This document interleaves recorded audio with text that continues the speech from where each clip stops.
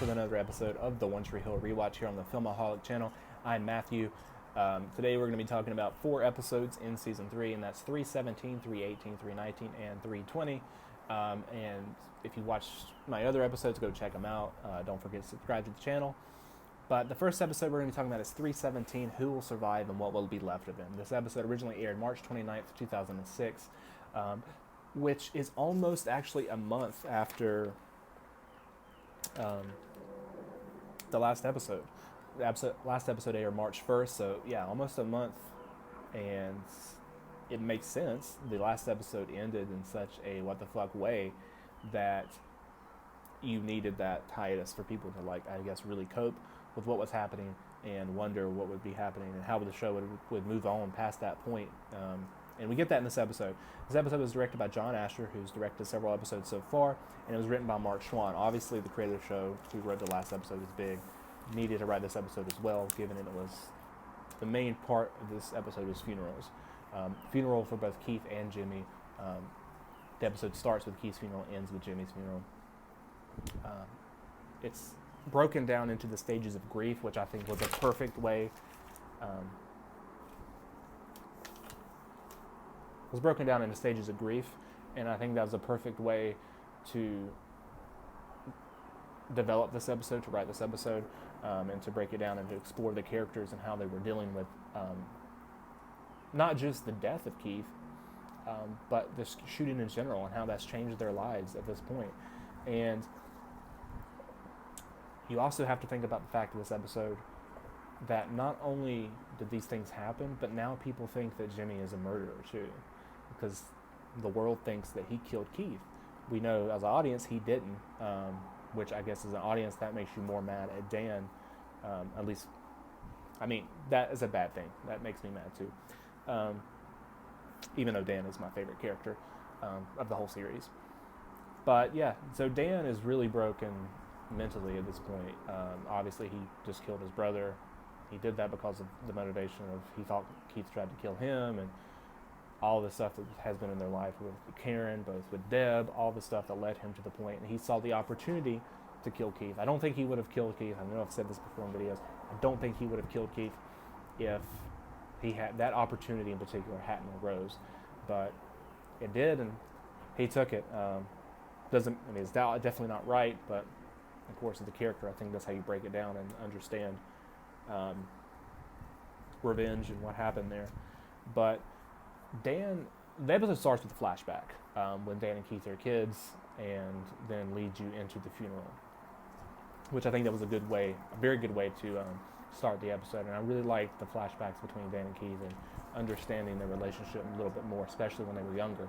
But Dan, this episode is when he starts seeing the kid version of Keith, which you can go either way here. You can believe that actually is a ghost, that is Keith's ghost, or you can believe that it's all in Dan's head. Now, originally, when I watched the series, I did think it was an actual ghost. I thought it was Keith haunting him, because you have the question, well, let me get into this. Now I don't think it's a ghost. I actually do think it's all in Dan's head.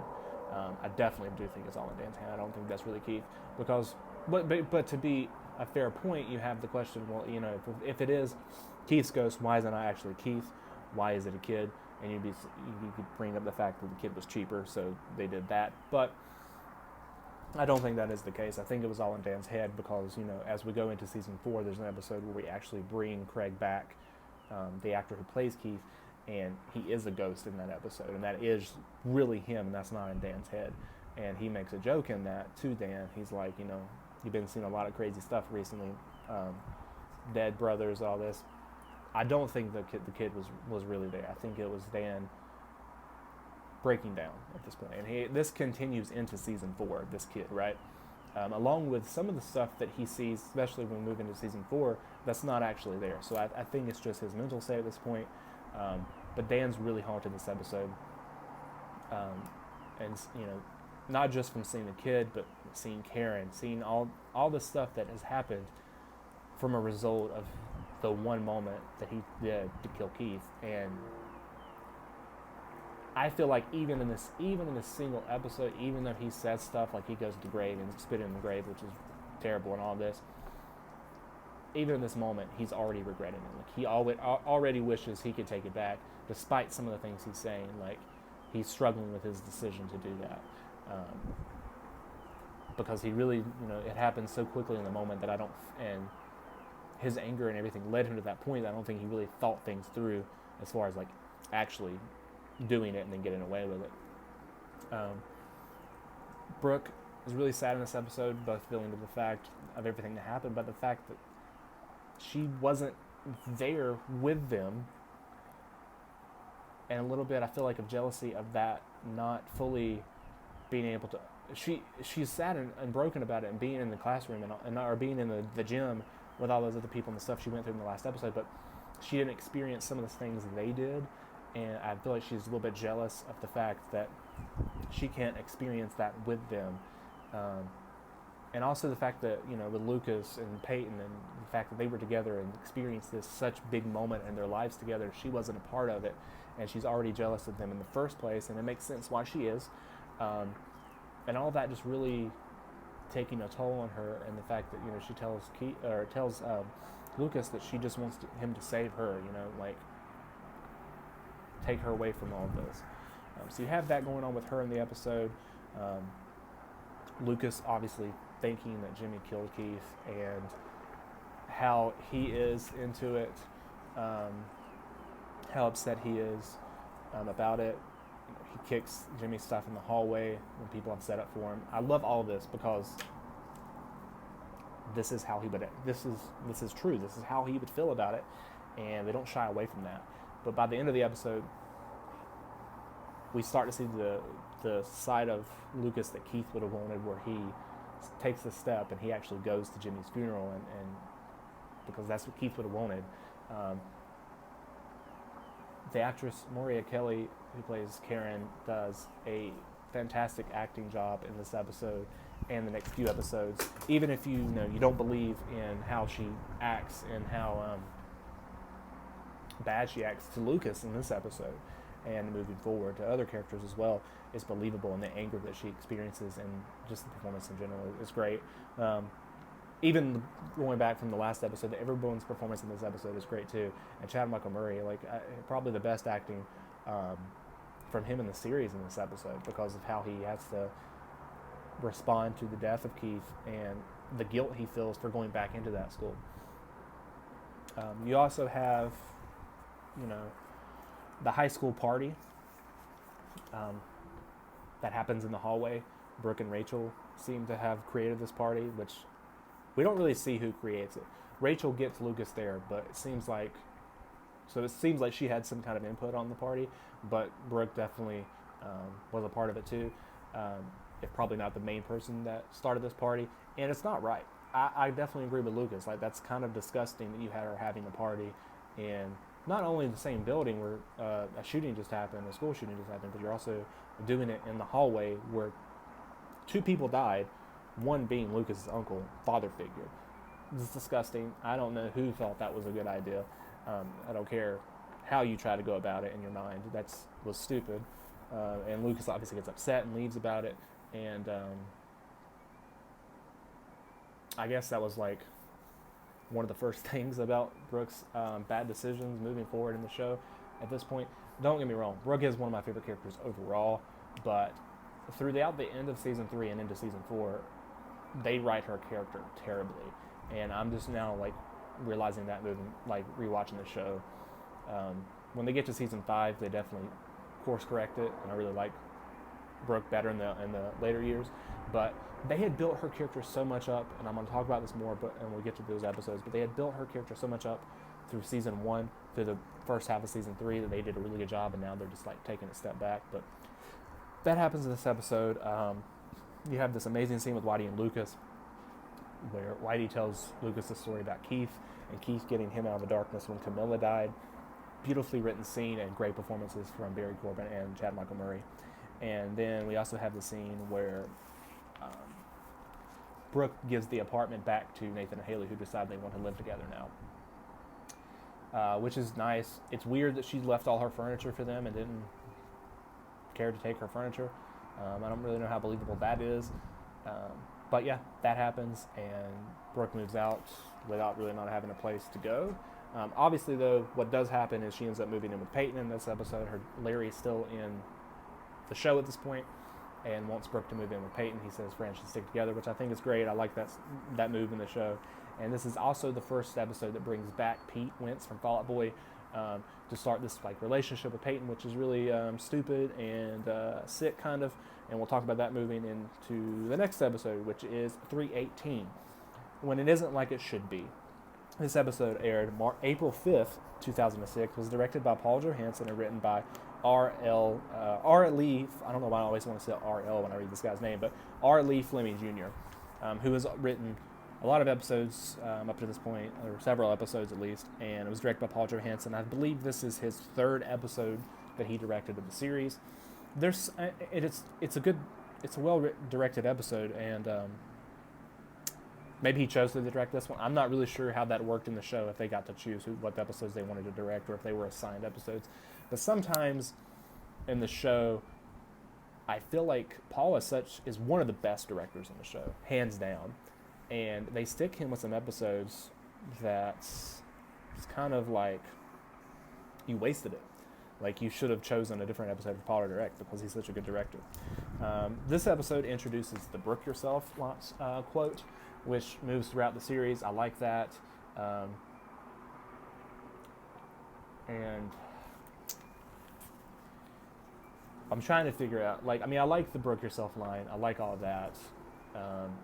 There's some questionable things about the guy writers in this show, though, to me, especially Mark. And I think I mentioned that in the past, and I'm going to talk about it again as we move into a couple episodes, that when you watch it and you're like, I don't really know if this is how it would go, and I'm not saying guy writers can't write this, but also given the stuff around Mark, or especially his episodes that he wrote, they feel a little bit questionable, and I feel like this one is a little bit,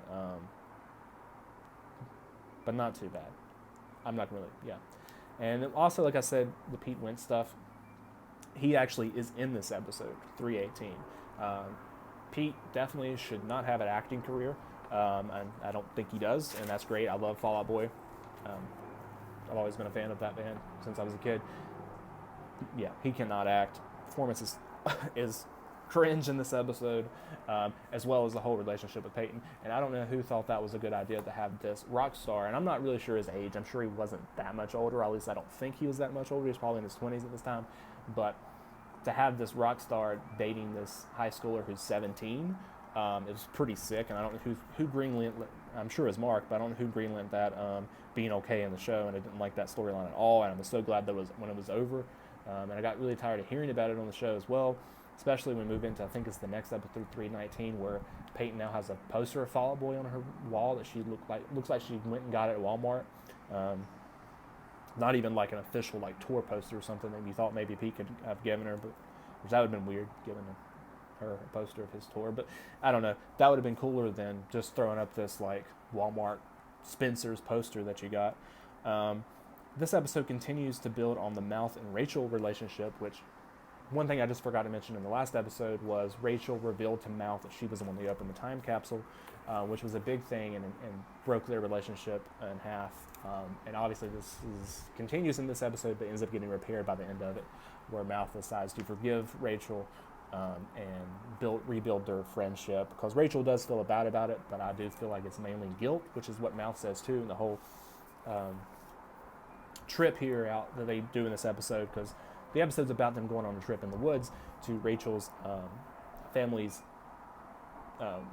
vacation house. And so they do that in this episode, and Mouth ends up forgiving Rachel throughout the entire episode, and I'm fine with that. Although I think they kind of took it a little too far, Mouth and Rachel's relationship, and him having this bigger crush on her, because they already did that with Brooke being the popular girl that he had a crush on, and they kind of did it again with Rachel. And at this point, it's like, Mouth, come on. But I don't know. That they did that. They had the Sunkiss stuff, and obviously this season was sponsored by Sunkiss. That was their big sponsor in the season. You see Sunkiss all over it. And the fun fact was, I remember doing the studio tours, and they told us that in this season, season 3, that they had so much product placement of Sunkist that Sunkist literally had to ask them to tone it down because it was too much. Like, it was Sunkist everywhere. Everyone was drinking Sunkist soda machines at the school, all of this. Which I think is interesting because I know, and I'll talk about it a little bit then probably too, but when we move into season 4, they've toned it down, but like people are still drinking Sunkist, but it's not in the can anymore, and it's in like a cup.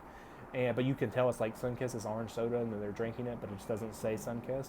So at this point, I'm wondering, is that because they asked them to tone it down and they want to put it in there more subtle, or was it a decision like, hey, we have all of this Sunkist still left over and we got to use it, so all the characters are drinking Sunkist moving forward. Anyways, so that happens. The whole big thing in this episode too is Nathan makes a decision he wants to renew his vows with Haley. So in doing that, he steals Haley's ring, gives it to Lucas to hang on to. Lucas shows it to Brooke, and they accidentally lose it back to Haley again. So then they have to go through this thing of getting the ring back from Haley, which is really fun. Lots of funny comedy moments there. And there's one scene with Dan and Karen in this episode, and it's Karen, who we saw in the last episode, starting to put this box together. But she brings this box to Dan with a bunch of stuff like the adoption papers for Lucas, stuff from Keith's body shop, all this different stuff, and like dumps it on Dan's desk. And they have this really emotional scene, and you see both how she's handling it and the great acting from her, but also the great acting from Paul Johansson, and just him just broken down in this scene and how much this is affecting him, everything that he's done. But her telling him she wished he was the one that was in the school and that he had died. Really great scene from them too in this episode. And also, you know, there was bits and pieces too that I really liked, just connecting back to Keith dying and Lucas talking about his early memories of Keith. I thought that was great. And then Nathan kind of processing Keith's death too, and the fact that he didn't spend enough time with him, at least that he didn't think he spent enough time with him. I thought that was really great. But overall, I think the main point of this episode was Ralph and Rachel re-healing their relationship, and Nathan and Haley, and setting up them renewing their vows, which is going to be a big thing throughout the rest of the season. Then we get into 319, I Slept With Someone in the Fall Out Boy, and all I got was a stupid song written about me. Terrible title for an episode. I don't know who proved that either.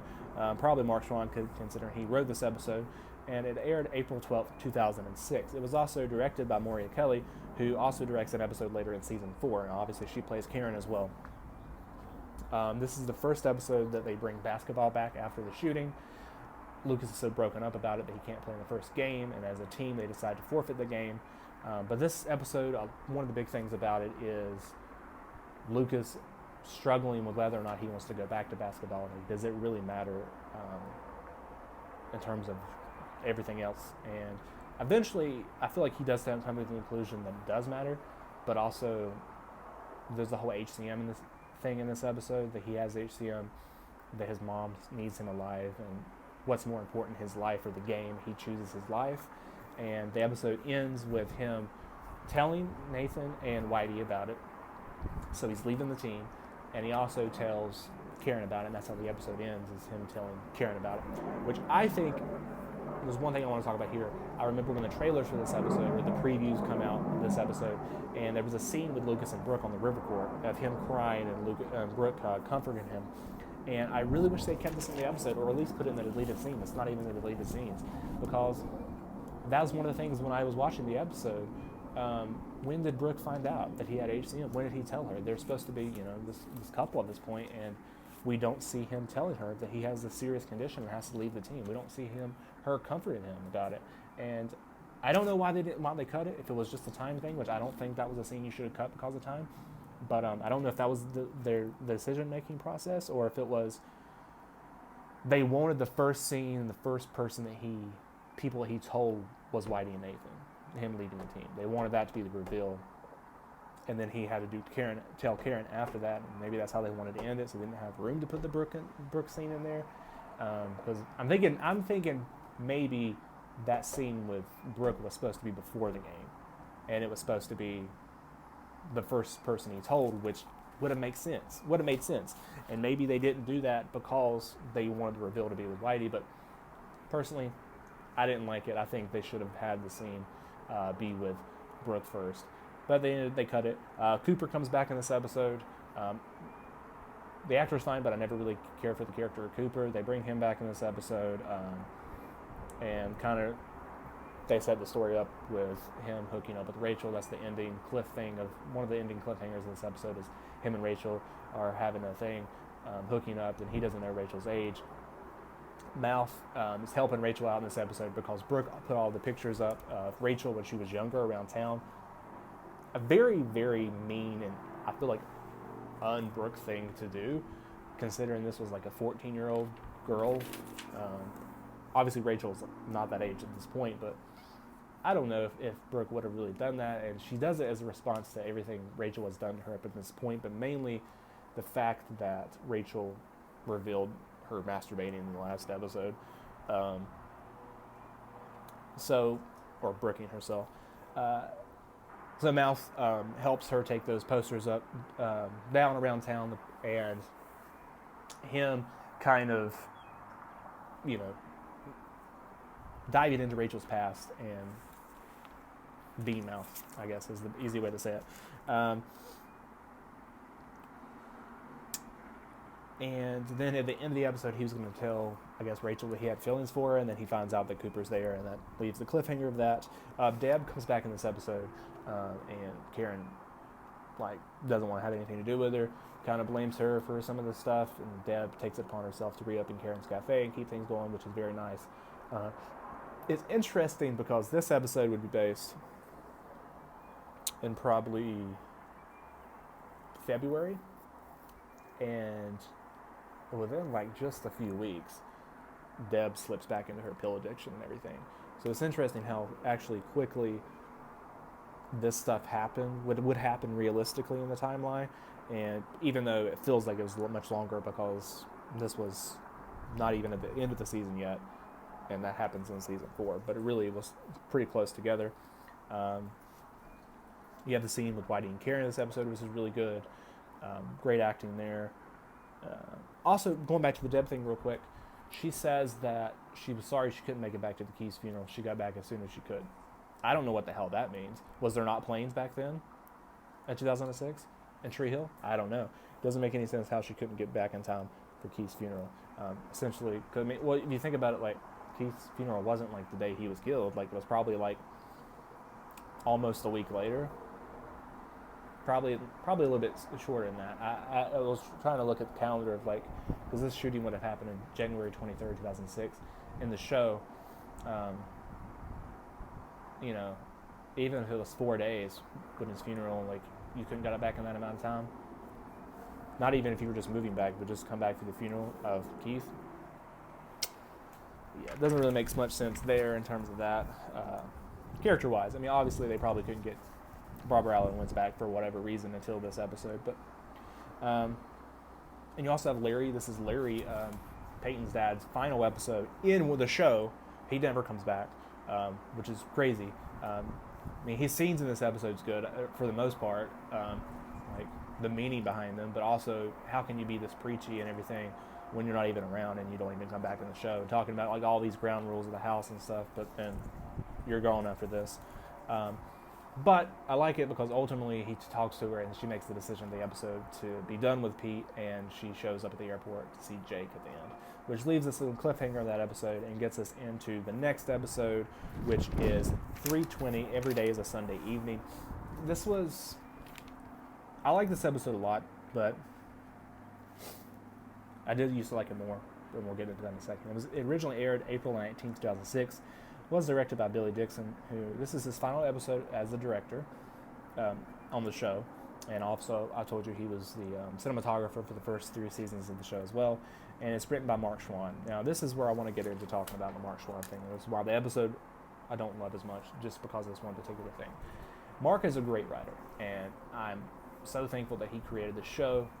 That has been such a big, important part of my life, but we know the stuff around Mark, and if you don't, go look it up. I'm not going to really dive into it because it's not my story to really dive into and to tell. I don't want to get anything wrong, so look it up. But he's a very creepy dude, done terrible things, harassed people, including Hilary Burton, who plays Peyton, and Daniel Harris as well, who plays Rachel. Both of them came out, and there's been other incidents too with other writers and stuff on the show. And like I said, go look it up to get the full story there. But as I rewatch the show, there's certain episodes that you get to with, and so I'm going to start with this. In this episode, there's a scene where Rachel is washing her car, and this isn't the director's fault because he was just directing the episode. It's the writing of the episode that Rachel was washing the car, and it was probably in the script that to be filmed a certain way, like, oh, the sexy car wash scene. Why was that needed in the episode? It was so stupid. And you have the dialogue where like Mouth's like, oh, you gotta rub this in my face. And it's like, this is her house. Like, that whole situation was creepy and weird. The fact that she was washing her car there, and the way that it was shot and written was really cringeworthy. And I'm like, first of all, my first thought is, there's no way a woman wrote this, because I don't really know why anyone would write this way. But it definitely had to be a dude. And so I look it up, and it's Mark who wrote it, and that makes sense given what we know about him. But you also look back to other episodes as well that bother me. In particular, too, one thing I left out about 318, and I'll jump to that because I'm pretty sure.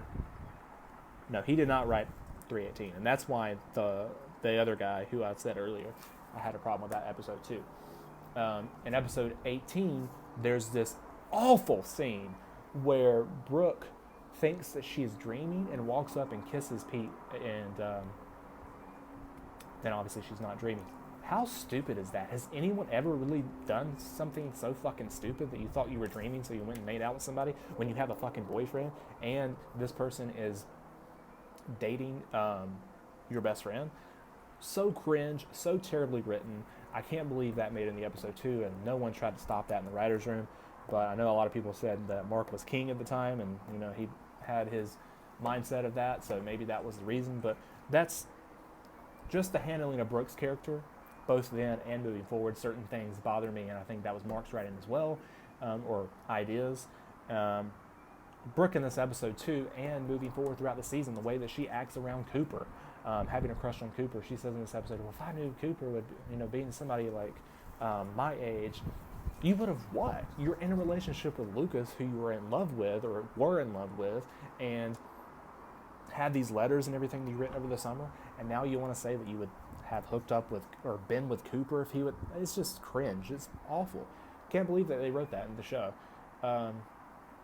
It really bothers me and takes me out of the episode. So that was a part in this, she tries to make herself look good when she sees Cooper and all this. And it's terrible.